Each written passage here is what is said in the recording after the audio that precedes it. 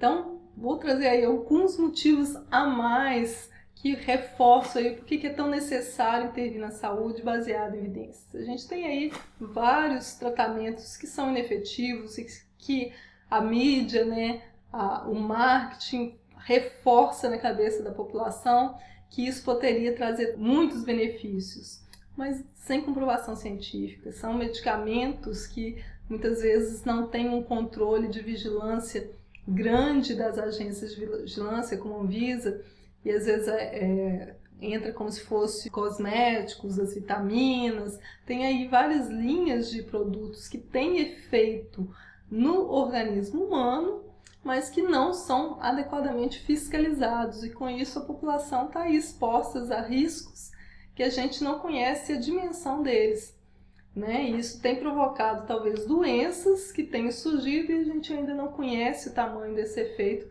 desses produtos, digamos assim, né? E fora um consumismo crescente de várias substâncias, né? A nível de academia, a gente vê o pessoal utilizando os kits detonadores de gordura, né? Ou substâncias para ganhar massa muscular. E a gente já observa que há um efeito danoso dependendo da quantidade desse tipo de substância, dependendo das interações dessas substâncias, mas a gente ainda não demonstrou o tamanho desse efeito danoso ou do efeito benéfico que se fala tanto, né? Então, a gente tem que utilizar isso tudo com muita cautela, ou, de preferência, nem utilizar sem antes haja uma demonstração de efetividade e segurança dessas intervenções, né? Porque elas têm impacto na saúde da população.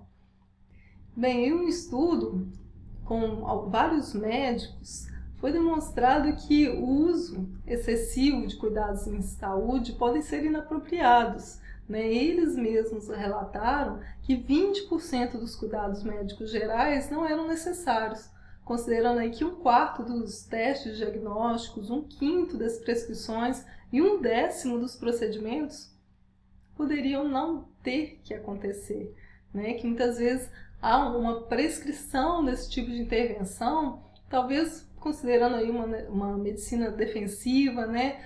O medo de receber aí um processo por negligência, e aí muitos médicos acabam superestimando aí o quanto os pacientes realmente desejariam uma intervenção.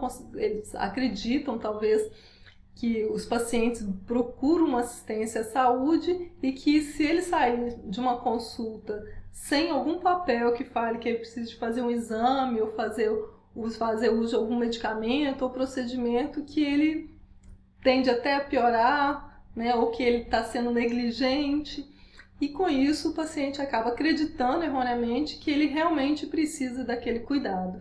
Só que isso não é sempre, isso não é uma verdade. Então, isso é uma das falhas aí na assistência que precisam ser corrigidas, né? Essa falha de comunicação, essa falha de entendimento e percepção do outro. E ter uma renda maior pode ser prejudicial para os pacientes. Então, a gente tem estudo já que analisou essa questão do sobrediagnóstico. Hoje a gente sabe que um aumento na incidência de alguns cânceres tem acontecido sem que haja um aumento proporcional na mortalidade, né? Casos identificados na triagem que aí não precisariam ser tratados. A gente tem evidência demonstrando aí o quanto que teve que mudar a abordagem no câncer de próstata, né? Houve uma quebra de paradigmas, que até uns anos atrás acreditava-se que todos os pacientes quase que recebem diagnóstico de câncer de próstata deveriam receber uma intervenção terapêutica, seja uma cirurgia, seja uma radioterapia. No entanto, esses procedimentos não são inofensivos, né? Eles podem gerar danos nos pacientes. A gente sabe que a cirurgia de próstata ela tem uma alta incidência de incontinência urinária e impotência sexual no primeiro ano do pós-operatório, né? Imagina como é que fica a qualidade de vida desses pacientes, onde uma grande parcela deles evolui com essas disfunções. Acompanhando longitudinalmente essas populações que receberam o tratamento e aqueles que acabaram realizando só uma vigilância ativa desse tumor, né? Ou seja, realizando exames periodicamente para ver se há uma evolução importante, se os pacientes morreriam da doença, a gente tem aí resposta mostrando que a maioria dos pacientes não morreu de câncer de próstata. Né? Somente quando se tornava um caso agressivo, você realmente tinha um aumento na chance do paciente morrer de câncer de próstata. E aí isso fez com que se mudasse a conduta diante dessa situação. Né? Hoje em dia a prática orientada pela literatura, né, pelas evidências de melhor qualidade, indicam que no caso do câncer de próstata deveria se fazer vigilância ativa. O acompanhamento, se esse câncer em algum momento tiver características de maior agressividade, aí sim deveria se oferecer uma intervenção, ainda que com risco de gerar alguma sequela, você traria o benefício aí de reduzir o risco de morrer pela doença. Né? E é assim que deve ser o sistema de saúde. Né? Ninguém busca um sistema de saúde que vai intervir no seu organismo e gerar danos e sem trazer o maior benefício quando a gente está falando aí de uma doença que pode provocar a morte. Né? Quando a gente pensa em tratar um câncer, a maioria, né, eu acho que 100% dos pacientes vão estar pensando em estar eliminando a doença e viver sem ela. Né? E fora toda a questão aí dos custos que é isso para a saúde, desse excesso de cuidados que são desnecessários. Lá nos Estados Unidos já se identificou que cerca de 210 bilhões são gastos anualmente com serviços desnecessários em saúde.